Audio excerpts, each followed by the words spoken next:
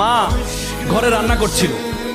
এমন সময় ছেলে এসে মাকে একটা চিরকুট ধরিয়ে দিল, বললো মা তোমাকে একটা বিল দিলাম, বিলটা পরিশোধ করো। মা বললো যাও তো, আমি কাজ করছি। বলছে না মা, তোমাকে একটা বিল দিলাম, বিলটা পরিশোধ করো।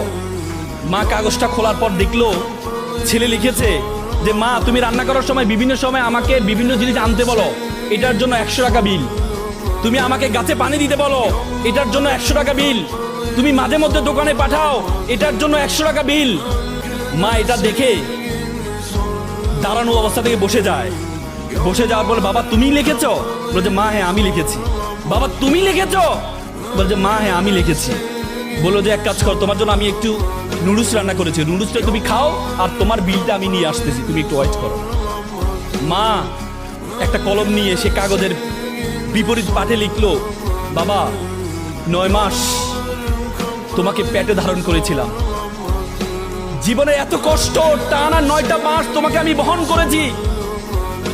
রাতে ইচ্ছে করতো একটু ডান পাশ হই, কিন্তু ডান পাশ হতাম না। আমার বাবুটা যদি পেটে ব্যথা পায় সেজন্য আমি ডান পাশ হতাম না।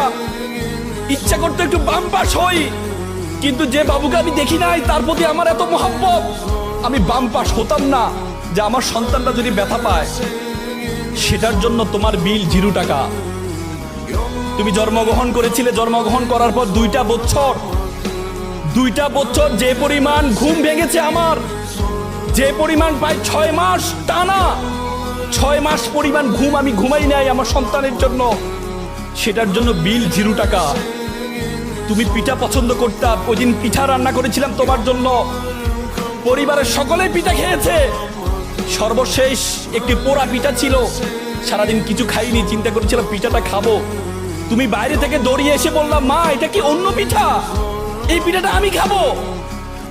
আমি তোমার দিকে একটু তাকিয়ে আমার সন্তানের হাসি দেখে নিজের পেটের মধ্যে যে খিদা আছে সেই খিদার দিকে আমি তাকাইনি, সে খিদার দিকে আমি তাকাইনি। আমি তোমাকে সেই পিঠাটা দিয়ে দিয়েছিলাম, তুমি খাচ্ছ।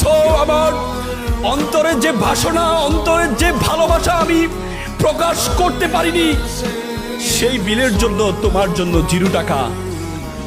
সন্তানকে যখন দেয়া হলো, সন্তান এটা দেখে মাকে জড়িয়ে ধরে কান্না করে বলল মা তোমার কাছ থেকে কোনো বিল আমি চাই না। চুমু খেয়ে ছেলে কান্না করে দিয়েছিল। আজকে আমরা প্রতিদান চাই, কিন্তু মা বাবার প্রতিদান তুমি কখনো দিতে পারবা না।